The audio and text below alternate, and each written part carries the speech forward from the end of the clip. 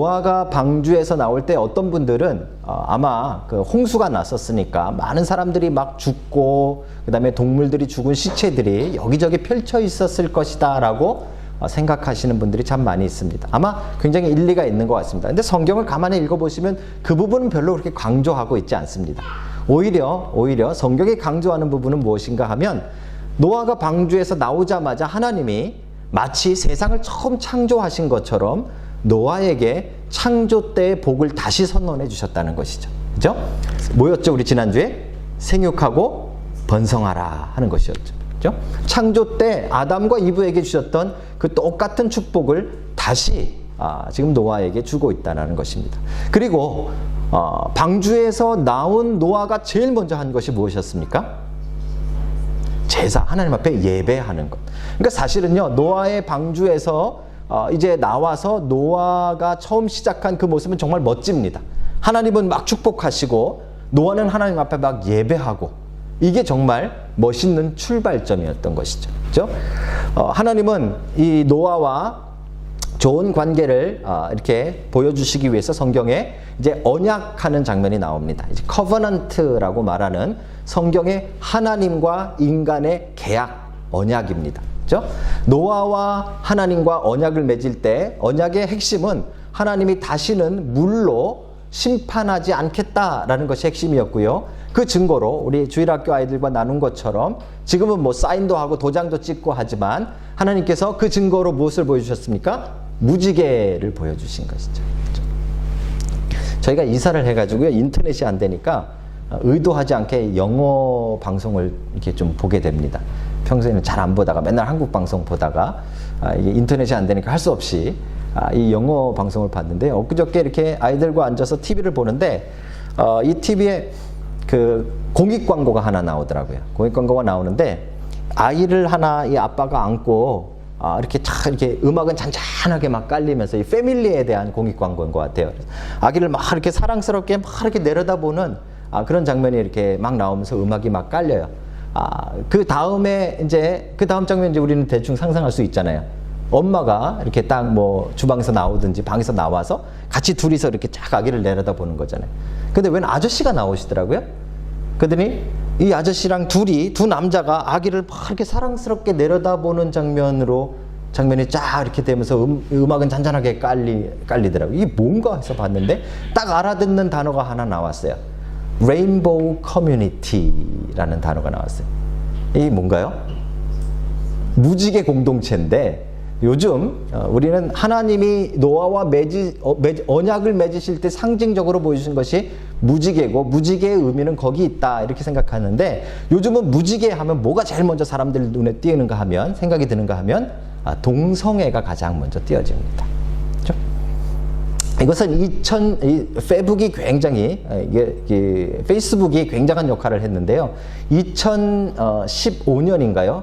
미국에서 이 동성애 합법화를 대법원에서 판결을 내리는데, 그 판결이 난 그날이었던 것 같아요. 이 페이스북에서 새로운 기능을 하나 런칭합니다. 그게 뭐였는가 하면, 우리 친구들이 이 푸사라고 부르는 우리 대문 사진 있지 않습니까? 우리 각각의 페이스북 안 하시는 분들이 계시나 봅니다. 페이스북에 각각의 대문 사진이 있는데, 이 대문 사진의 배경을 무지개 빛깔로 깔 수 있는 기능을 런칭합니다. 그래서 수백만 수천만이 이제 거기에 동참을 하죠. 무슨 뜻인가 하면 동성애를 지지합니다 하는 뜻으로 그것을 보여주는 것이죠. 이게 언제부터 시작됐는가 제가 찾아보니까 1978년도에 길버트 베이커라는 사람이 이 무지개 깃발을 가지고 자신이 이끌던 동성애 그룹의 상징적인 의미로 사용하게 되어집니다. 그때 이 길버트가 직접 인터뷰하면서 한 이야기는 무엇인가 하면, 자신이 이끌었던 그 동성애 공동체는 인종별로, 그 다음에 성별로 굉장히 다양하기 때문에 다양함을 상징하는 무지개를 자신들이 그 상징으로 사용한다라고 말했던 것이죠.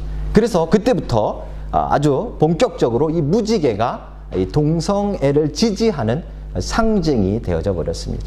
물론 이 다양성에 대한 이야기였는데, 사실은 이게 이제 크리스찬들과 이렇게 어느 정도 대치가 되면서 좀 이렇게 보수적인 크리스찬들과 대치가 되면서 크리스찬들이 어떻게 이걸 받아들이기 시작했는가 하면 마치 하나님께서 무지개를 보여주시면서 이제 더 이상 물로 심판하지 않겠다라고 말씀하신 것처럼 동성애도 심판받지 않는 죄가 아니다라는 것을 어필하기 위한 수단으로 인식되어지기 시작한 것이죠. 그렇죠? 그래서 이 무지개는 이제 더 이상 이렇게 하나님 이렇게 떠오르는 것이 아니라 하나님의 약속, 노아, 하나님의 사랑, 긍휼 이것이 떠오르는 것이 아니라 동성애가 제일 먼저 떠오르는 그런 의미로 바뀌어지고 변질되게 되었다는 것입니다. 저희 어머니가 오클랜드에서 그 어른들 이렇게 합창단이 있는데 제가 잘 아는 장로님께서 그 합창단을 이렇게 만드시고 이끄시는데 합창단 이름이 무지개 합창단입니다. 그래서 이제 카운슬에 이렇게 뭐 이렇게 허가를 받고 하시느라고 무지개 합창, 레인보우 합창단이라고 이렇게 하시는데 장로님도 이제 곤욕스럽죠. 이제 레인보우 합창단 하면 사람들 머릿속에 노인들 합창단이 아니라 이 동성애 합창단으로 이제 오해가 되어지기 때문에 그렇습니다. 여러분, 무지개뿐만 아니라 지금 오늘 우리가 살펴보고 있는 말씀의 제목은 사단의 반격이라는 것인데요. 사단은 어떤 일을 우리에게 하고 있는가 하는 것을 노아의 모습을 통해서 보는 것입니다. 노아가 방주에서 나와서 정말 멋지게 새로운 삶을 시작하는 것 같았지만 노아가 하나님이 의도하신 의로운 삶을 살았는가 하는 것이죠. 그죠? 무지개뿐만 아니라 우리가 살아가는 삶의 대부분은 하나님이 원래 의도하신 그 의도를 잃어버리고 우리 나름대로의 다른 뜻으로 변질되거나 변화된 경우가 많다라는 말입니다. 인생 자체가 그렇게 돼버린 것이죠. 그죠? 어쩌면 노아는 굉장히 의롭게 살려고 애썼을지도 모릅니다. 그런데 오늘 본문에 와서 노아가 하나 간과하고 있던 것이 있는데 그것은 바로 이 사단의 반격입니다. 쉽지 않은 반격이죠. 인간이 감당하기 힘든 사단의 공격이 존재한다라는 것입니다. 사랑하는 성도 여러분, 우리가 이제 예수님을 믿고 하나님의 자녀가 되었다라는 말은 이제 우리는 하나님의 백성답게 살겠다 이런 것이잖아요. 그죠? 다시 말씀드리면 하나님이 의도하신 대로 살겠다 이 말 아닙니까? 하나님이 원하시는 뜻대로 살겠다 이게 우리의 결심인 것이죠. 그런데 문제는 우리가 꼭 기억해야 될 것은 그 새 출발, 그 새로운 인생에도 뭐가 있다고요? 사단의 반격이 있다라는 것입니다. 이것을 우리가 모르고 그냥 살아가면 여러분 우리도 언제 노아처럼 언제 무너질지 모르는 인생을 살게 되는 것입니다. 그래서 우리는 깨어서 사단이 어떻게 반격하고 사단은 계속해서 하나님의 의도를 변질시켜서 우리가 다른 뜻으로 받아들이게 만드는 이 일들을 계속하고 있는데 그것이 어떻게 우리의 삶에 나타나는지를 말씀을 통해 여러분 분명히 발견하는 시간 되시길 주의 이름으로 축복합니다. 아울러서 그만 안다 그래서 다가 아니겠죠. 그죠? 첫째로는 알아야겠지만 영적으로 사단의 공격이 무엇인가를 제대로 알아야겠지만 그것을 대비할 수 있는 여러분 영적으로 무장된 성도들이 되시길 주의 이름으로 축복합니다. 이게 우리에게 굉장히 필요한 부분이죠. 한번 같이 보실까요? 사단이 어떻게 반격하고 있는가? 20절, 21절인데요. 제가 읽겠습니다. 노아가 농사를 시작하여 포도나무를 심었더니 뭐 여기까지는 괜찮습니다. 어차피 이제 물이 다 빠졌고 다시 정착해서 새로운 삶을 시작하는데 노아가 선택한 것은 포도나무를 심는 포도원이었습니다. 유대인들에게 이 포도원은 굉장히 성스러운 일입니다. 굉장히 중요한 그들의 농업 중에 하나죠. 그렇죠? 거기까지는 괜찮았는데 그 다음이 문제가 됩니다. 포도주를 마시고 이 포도를 보관하고 먹는 방법이 그냥 생으로 따먹는 것만 있는 것이 아니라 이것을 오래 먹기 위해서 이것을 담가서 포도주를 만드는데 이제 발효가 일어나니까 포도주가 되죠. 그죠? 그래서 포도주로 이 포도를 먹게 되어지는데 그것을 마시고 취해서 그의 장막 안에서 벌거벗은지라 라는 본문이 등장합니다. 최초로 알코올 중독이 되신 분이 노아가 된 거죠. 그죠? 이게 도대체 우리에게 어떤 의미가 있을까요? 먼저 이 술이라는 것을 우리가 한번 생각해 봐야 되는데요. 제가 사실은 이 술에 대해서 이야기할 때마다 제 경험담을 하나 이야기하는 것이 있습니다. 이게 그 유일한 경험은 아니었지만 그래도 저에게 굉장히 충격적인 경험이었기 때문에 몇 번씩 이야기하는데 아마 우리 그리스도 편지교회도 지난 장소에 있을 때 이 이야기를 한번 했던 것 같습니다. 제 대학교 1학년 때 일인데요. 제 아버님 목사님이셨고 또 교회에서 이렇게 굉장히 이렇게 신실한 척하고 살았기 때문에 대학에 딱 들어가니까 이 고삐 뿔린 망아지가 된 거죠. 그죠? 너무나 해보고 싶은 게 많아요. 안 해본 게 너무 많은 거예요. 뭐 당구도 배우고, 뭐 나이트장도 가보고, 그거 해보고 싶은 게 너무 많은 거예요. 그래서 조금 열심히 했습니다. 열심히 했는데 그 중에 한 가지가 술이었어요. 술. 물론 고등학교 때도 술을 입에 대긴 했습니다. 근데 뭔가 막 취해가지고 이렇게 뭐라 그러죠? 인사불성까지 된 적은 없었는데 그럴 기회가 한번 생겼어요.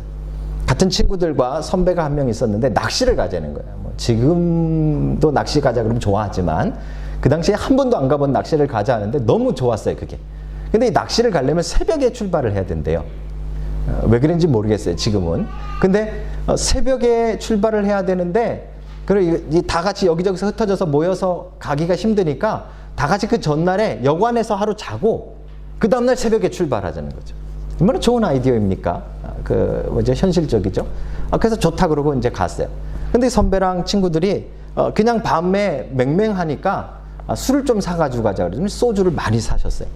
한 7, 8병을 사가지고. 근데 뭐 안주가 준비된 게 없으니까. 지금도 기억합니다. 그 당시 과자 가운데 자갈치라는 과자가 있었어요. 이 자갈치 2봉지를 사가지고 이 여관에 들어간 거죠. 근데 들어갔는데 의외로 술을 잘 먹는 제 친구들이 그날 뭐 컨디션이 안 좋고 내일 낚시를 해야 되고 그러니까 안 먹는 거예요. 그리고 그 선배랑 저랑 그걸 이제 다 마시기 시작하는 거죠. 놀랍게도 그 선배는 주일학교 선생님이었고 저는 찬양 인도자였습니다. 열심히 마셨습니다. 너무 마시다 보니까 나중에 막 이 정신을 어느 정도 잃어버리고 이 구토가 나기 시작합니다. 제가 기억하는 몇 가지는 화장실에 한 2, 3차례 가서 친구들이 등 두들기면서 저를 구토시켰던 것이죠. 다음날 새벽이 됐는데도 정신을 제대로 못 차렸어요. 그 안 먹던 걸 먹었으니 얼마나 그랬겠습니까? 그죠? 그런데 그 아침에 해장국을 먹으면 풀린다는 말에 속아서 해장국을 먹고 또 구토하기 시작했죠. 아무래도 저는 낚시를 못 갈 상황이 되어진 거죠. 그렇게 되면 친구들이 의리가 있다면 다 같이 안 가고 저를 집에 데려다 줘야 되는데 지들은 낚시를 갔습니다. 그리고 저는 그 새벽에 이제 집으로 돌아오는데 버스를 타고 전철을 타고 한 정거장, 2정거장 갔다가 또 구토하고 또 조금 가다가 또 구토하고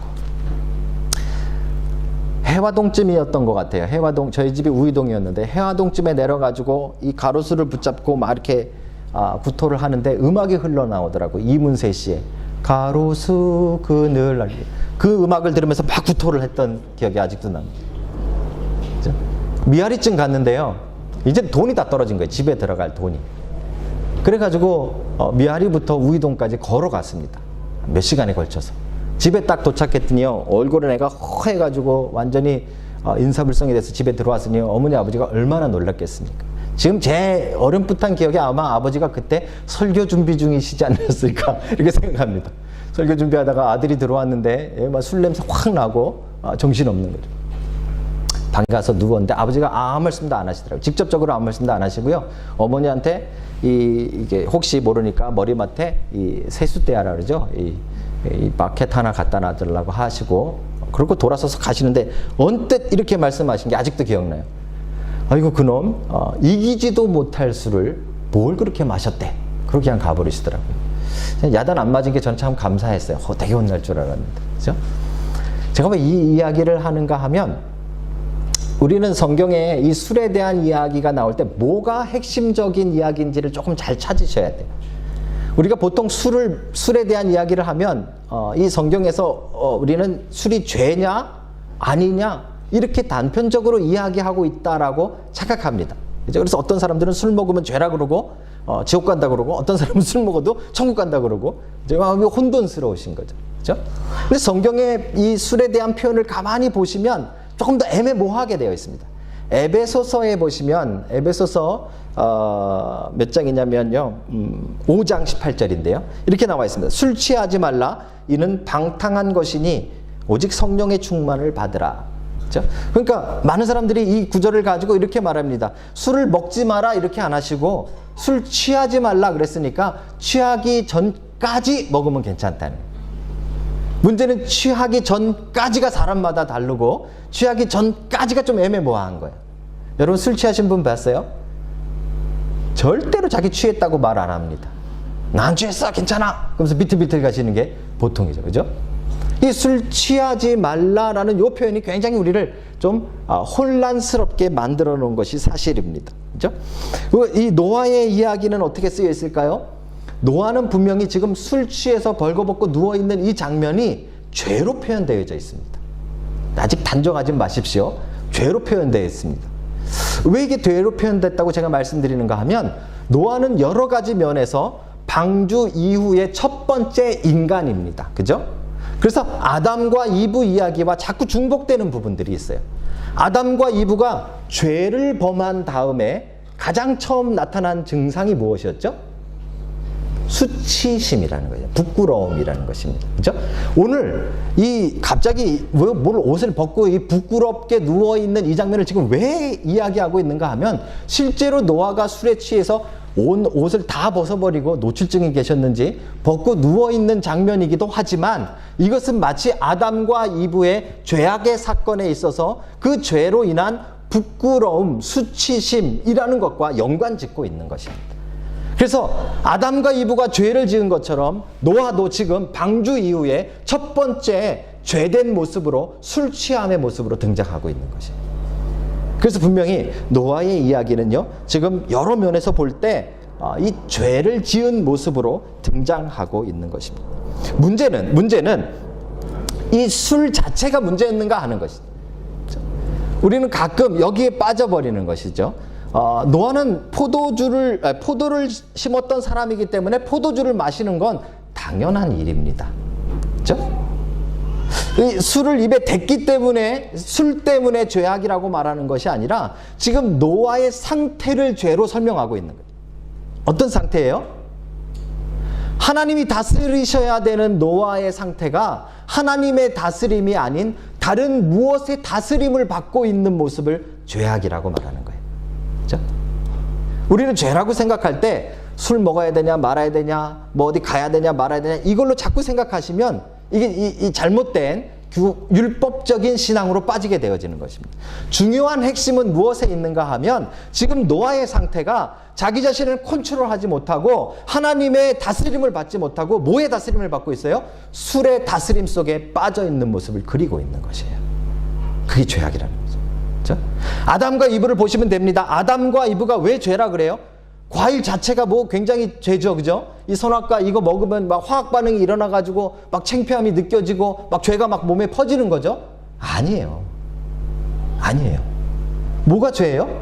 하나님이 먹지 말라는 그 다스림 속에 살다가 뱀의 꼬임을 받고 하나님의 명령을 불순종한 그것이 죄라는 말이에요. 하나님의 다스림에서 벗어나는 것이 죄예요. 노아가 지금 술 취함의 죄라는 것은 포도주를 입에 대서 죄가 아니라 노아가 지금 술의 다스림, 하나님의 다스림을 떠나서 술의 다스림을 받고 있는 것으로 죄로 표현하고 있다는 것을 우리는 주목해서 보셔야 돼요. 그렇죠? 그렇게 접근하셔야 돼요. 그러면 단순히 우리의 삶에는 술만이 문제가 아니에요. 여러분과 저의 삶을 다스리고 있는 것이 무엇인가를 보셔야 되는 거예요. 그렇죠?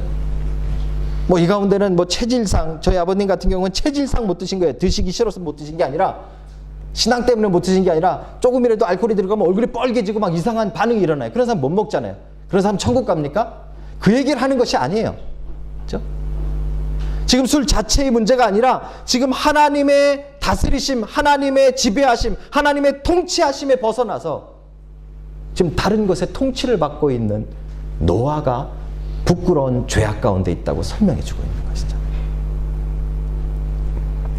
그렇다면 여러분과 저를 이제 보셔야 되는 거예요.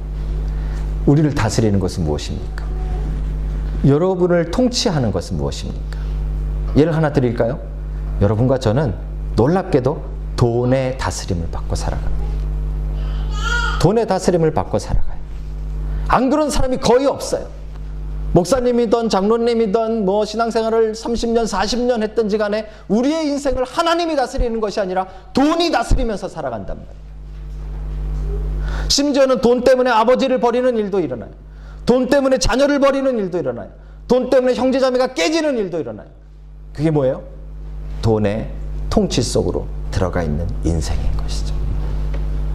성경은 그것이 죄악이라고 설명해 주는 것입니다. 그 상태를 부끄러움이라고 이야기하는 것이죠. 지금 노아의 이야기는 분명히 멋있게 출발을 했지만 노아라는 인간이 결국은 하나님 앞에서 또 다시 죄악으로 빠지고 있다라는 사실을 짤막한 스토리를 가지고 우리에게 분명하게 전달해 주고 있는 거죠. 그죠? 뭐 단순히 술을 먹었냐 말았냐, 얼마 몇 잔 마셨냐, 포도주 몇 도짜리를 먹었냐, 그거를 말하고 있지 않지 않습니까? 지금 이야기하는 것은 노아가 더 이상 하나님의 다스림 속에 충만하게 있지 않고 다른 무엇의 지배를 받으며 그의 컨트롤을 잃어버린 모습으로 그리고 있는 것이죠. 똑같은 겁니다. 술뿐만 아니라 돈이든 그것이 명예든 그것이 여러분의 인생의 하나님이 아닌 그 어떤 것이라도 여러분의 인생을 쥐고 흔들고 다스리고 움직이고 여러분의 인생을 이끌어가고 있다면 그것이 죄란 말입니다. 죄. 사단은 그것을 공격하고 있는 거예요. 사단의 공격은 그렇게 일어나는 것이 더 이상 하나님의 다스림 속에 거하지 못하게 하는 것이 사단의 반격입니다. 사랑하는 성도 여러분, 이 사단의 반격으로부터 승리하는 여러분 되시길 주님의 이름으로 축복합니다. 어떻게 승리할 수 있을까요? 제가 아까 말씀드렸듯이 여러분 저 마음도 마찬가지예요. 제 마음도 솔직히 말씀드리면 한 10밀리언만 있으면 좋겠어요. 너무 솔직한가요? 예. 너무 큰가요? 예. 있으면 좋겠어. 좀 목회도 잘 될 것 같아. 제 목회가 돈에 달려있나요? 우리 인생이 돈에 달려있나요? 아닌데도 우리는 그 돈이 있으면 이렇게 될 것이라고 우리 인생을 자꾸 그 돈으로 이끌고 가고 있잖아요. 그게 사단의 공격이에요. 어떻게 하면 이길 수 있을까요? 아까 읽었던 여러분 에베소서 5장 18절 말씀을 다시 기억하십시오. 놀랍게도 거기는 술에 대한 이야기가 아니에요. 술 취하지 말라, 이런 방탕한 것이니, 이게 단순히 술만 먹지 말면 된다 이런 이야기를 하는 것이 아니에요. 그 다음에 말이 중요한 거예요.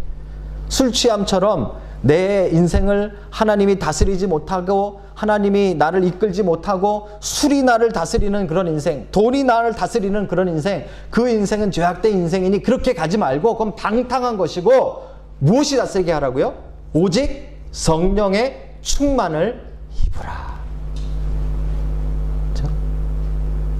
우리를 진짜 다스리는 분이 하나님이시라면 하나님의 영이신 성령님이 우리 안에 충만해질 때 그 성령님에 의해서 우리의 인생이 이끌려지고 성령님에 의해서 우리의 인생이 사라지고 성령님에 의해서 우리의 걸음이 걸어지고 있다면 그게 사단의 반격을 이기는 승리하는 인생인 것입니다. 여러분 성령 충만함 입는 여러분 되시길 주의 이름으로 축복합니다. 그래서 우리를 자꾸 하나님의 다스림 속으로 우리를 넣어야 돼요. 하나님이 우리를 다스리도록 성령께 우리를 자꾸 내어드려야 돼요.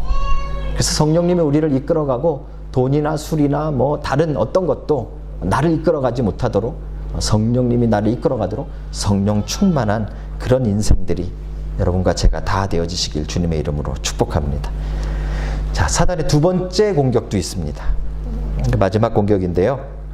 아까 말씀드린 대로 다스림에 대한 공격은 어느 정도 성공했어요.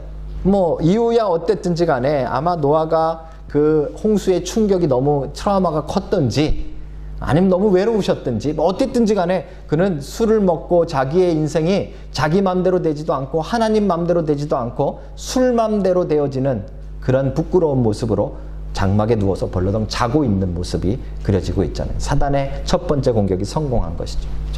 근데 이게 다 끝이 아니에요.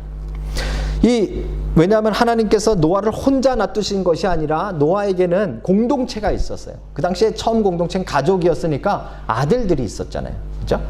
그의 아들들 가운데 둘째 아들, 셈, 함, 야벳인데 함이라는 둘째 아들이 아버지 장막에 아버지 그러고 딱 들어갔더니 몸에 우리 아버지가 옷도 하나도 아니야. 아래까지 다 벗으시고 그냥 벌러덩 누워가지고 대자로 주무시고 계십니다. 그걸 보고 아마 처음 본 장면이었을 테니 너무 충격을 받았어요.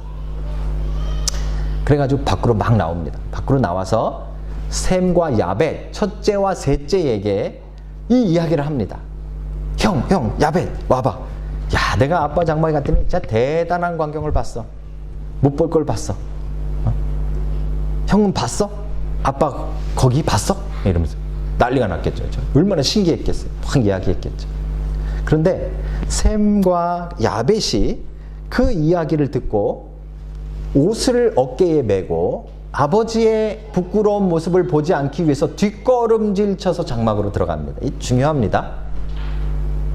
함은 들어가서 보고 그것을 나와서 뒷담화를 하죠. 이야기를 하는데, 허물을 들춰내는데, 이 셈과 야벳은 옷을 어깨에 메고 뒤로 살짝 들어가서 보지 않고 옷을 이렇게 아버지를 덮어드리고 그리고 나왔다는 사실이죠. 그렇죠?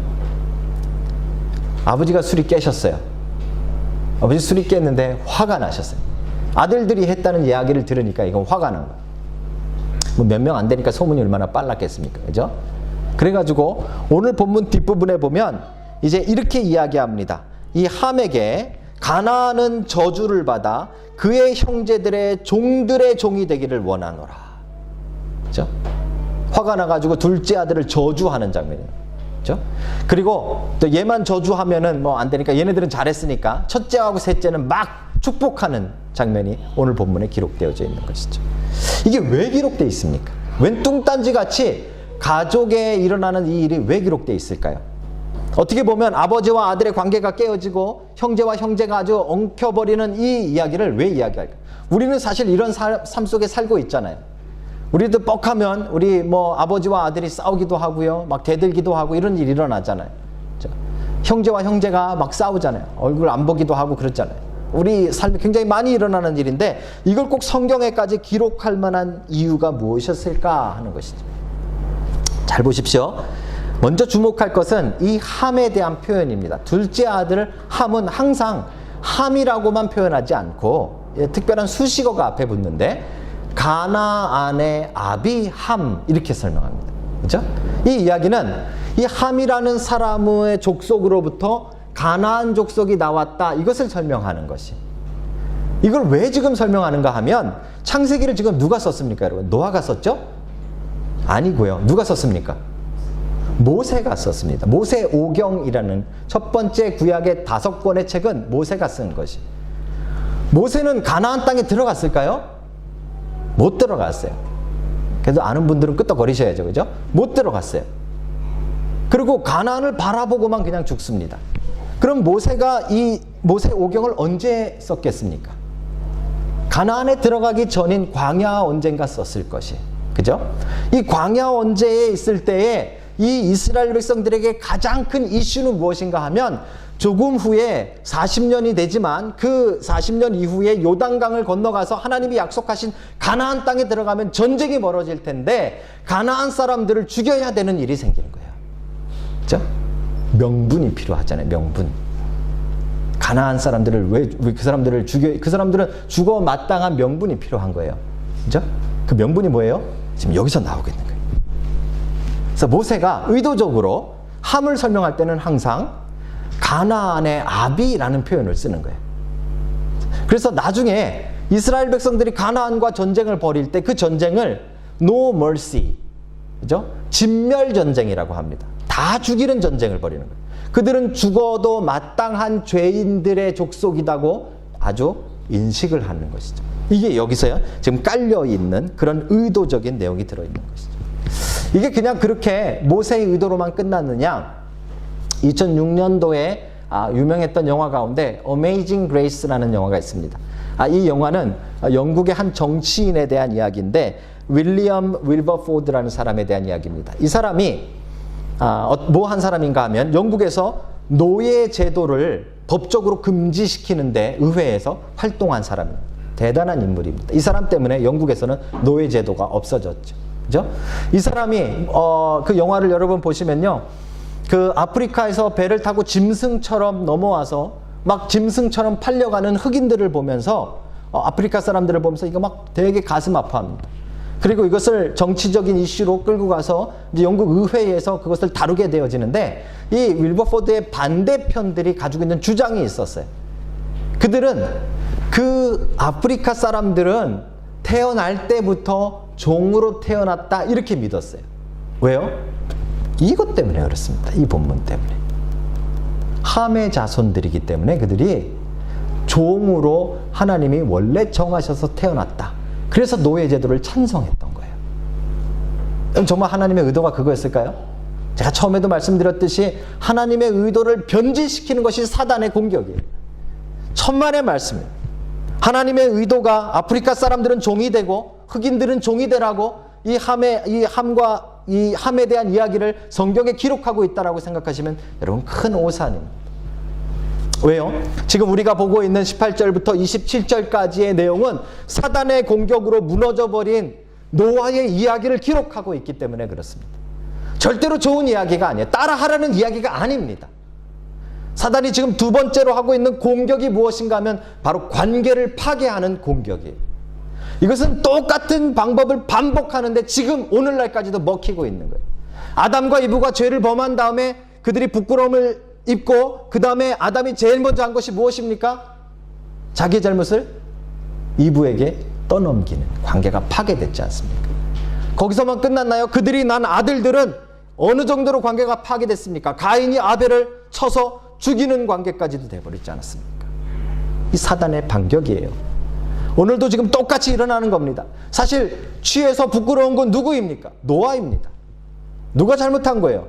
노아가 잘못한 거예요. 그런데 노아는 그 일을 가지고 지금 자기의 둘째 아들에게 모든 것을 다 떠넘기며 그를 저주하는 일로 바뀌어버린 거죠. 관계가 파괴되는 사단의 두 번째 공격이라는 말이에요. 그리고 그냥 자기만 저주하는 것이 아니라 이 아들들 때에 가서 서로가 서로의 종이 되고 주인이 되는 아주 불공평한 그런 관계로 깨어지도록 지금 그 선언을, 그 약속을, 그 축복을, 그 저주를 지금 쏟아붓고 있는 것이 지금 노아가 하고 있는 일인 것이죠. 이게 사단의 두 번째 반격이라는 것입니다. 지금도 여러분 똑같습니다. 사단이 하는 수법은 안 바뀝니다. 얘는 머리가 나쁜 건지 아니면 이 주관이 있는 건지 모르겠지만 늘 똑같습니다. 첫째, 우리가 하나님의 다스림을 못 받게 하는 것이 사단의 공격입니다. 지금도 여러분의 인생을 여러분들이 주관하거나 아니면 그 다른 무엇이 주관하도록, 돈에 이끌려 살도록, 아니면 명예에 이끌려 살도록, 마약에 이끌려 살도록, 아니면 뭐 술에 이끌려 살도록, 다른 무엇이 여러분의 인생을 주장하도록 만드는 것이 사단이 지금까지 하고 있는 일들인데 우린 그것도 깜빡깜빡거리며 따라가고 살고 있다는 거죠. 성령 충만함으로 이기셔야 되는 거예요. 그렇죠? 두 번째 공격도 태초부터 지금까지 계속되고 있는 공격이에요. 무슨 공격이에요? 관계를 파괴하는 공격이에요. 그렇죠? 여러분 실제로 성도들께서 신앙생활 하는데 제일 어려운 점이 뭡니까? 기도가 제일 어렵죠? 천만의 말씀입니다. 성경 읽기가 제일 어렵죠? 천만의 말씀입니다. 우리가 신앙에서 미끄러지고 깨어지고 교회 공동체를 옮겨야 되고 문제가 생기고 다 뭐에 대한 문제입니까? 99.9% 관계에 대한 문제입니다.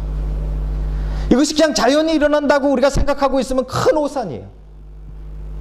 이 사단의 반격이라는 말이에요. 지금도 쓰고 있는 사단의 반격이에요. 여러분과 제 마음을 강팍하게 해서 서로가 하나 되지 못하게 하고 깨워놓고 서로가 서로를 미워하게 하고 서로가 서로를 등지게 만들어 놓는 것. 아담 때도 먹혔고요. 가인 아벨 때도 먹혔고요. 지금 노아 때도 먹히고 있는 걸 지금 여러분과 저에게도 똑같이 쓰고 있는 것이죠. 여러분 사단의 반격에 승리하는 여러분 되시길 주의 이름으로 축복합니다. 어떻게 하면 될까요? 어떻게 하면 될까요? 첫 번째는 우리가 성령 충만하면 그 다스림에 대한 공격을 대비할 수 있다 그랬습니다. 이 두 번째 관계에 대한 공격은 우리가 어떻게 하면 될까요? 함과 야벳을 우리가 좀 중점적으로 보셔야 됩니다. 이 두 사람들이 한 행위, 이것이 어쩌면 이 두 번째 사단의 공격을 막아내는 놀라운 대비책이 될 수 있어요. 이 두 사람이 처음에 한 일이 무엇입니까? 둘이 같이 합심해서 한 마음으로 옷을 어깨에 메고 들어가는 거예요. 우리 같으면 어떻게 했어요? 우리 집 같았으면 아마 안 내면 진 거 가위바위보 네가 갔다 와 이거 했을 거예요. 보통 집 같으면 어떻게 했을까요? 첫째가 야 네가 막내니까 네가 갔다 와 그거 했을 거예요. 거꾸로 온 일이니까. 둘이 합심해서 한 마음이 돼서 옷을 어깨에 메고 뒤로 돌아서 장막에 들어갔다는 거예요. 합심하는 거예요. 한 마음을 품는 거예요. 성경은 수없이 우리에게 이야기합니다. 교회 공동체가 깨어지는 것은 그 마음이 깨어지는 거죠. 그렇죠? 그래서 한 마음을 품으라고 우리에게 계속해서 말씀하십니다. 그러면 성령 안에 한마음 품는 여러분 되시길 주의 이름으로 축복합니다. 또 어떻게 합니까? 한마음으로 둘이 안에 들어가서는 제일 중요한 포인트가 뒤로 들어간 거와 보지 않고 덮었다는 거예요. 아버지의 허물을, 아버지의 부끄러움을 덮었다는 거예요. 함이 한 잘못은 무엇이에요? 아버지의 부끄러움을 떠벌리고 드러냈다는 거예요. 간단한 원리인데, 이 간단한 원리인데 우리가 여기에 자꾸 넘어가는 거예요. 여러분, 신앙이 깊어지고 커지고 또 연세가 많아지고 우리가 생각이 점점 뚜렷해지고 아는 것이 많아질수록 놀랍게도 우리는 다른 사람들의 허물을 보게 되어진다는 것이죠. 내 허물은 점점 안 보여져요. 이상하게. 저도 그렇습니다. 딱 보면 압니다. 우리. 눈만 봐도 이 사람 뭐 문제 있구나 딱 안다. 문제는 그 허물을 덮는 사람이 없어요. 그 허물을 덮어버리고 용납해주는 사람들이 없다는 거죠. 어떻게든지 그 허물을 드러내고 나타내고 보여주고 다 같이 손가락질할 수 있도록 만들어야만 우리의 속이 시원해지는 것이죠. 사랑하는 성도 여러분, 이게 사단의 반격임을 기억하셔야 됩니다. 공동체를 깨고 우리의 관계를 깨기 위해서 사단이 쓰고 있는 것은 우리의 마음이 하나 되지 못하게 하고 우리의 허물을 덮지 못하게 하는 것입니다. 예수님이 하신 것을 우리는 보면 분명하게 알 수 있어요. 예수님께서 너는 무슨 죄를 졌으니까 아니요, 안 하세요. 저들은 저들이 하는 것이 무엇인지 알지 못하나이다. 주여 저들을 용서하소서. 예수님은 덮고 용납하고 용서하고 받아주신 것입니다. 여러분과 저의 신앙이 그렇게 성숙한 그리스도의 사랑으로 변화되기를 주님의 이름으로 축복합니다. 사단의 공격에 대비하는 것 다른 것 아니라요. 바로 오늘 분명하게 보여주는 이 공격들이 있다면 분명하게 대비할 대비책도 성경에 우리에게 말씀해주고 있는 것입니다. 한 마음이 되어서 서로를 용납할 때 사단은 거기에 들어올 틈이 없어져 버리는 것이죠. 말씀을 맺기를 원합니다.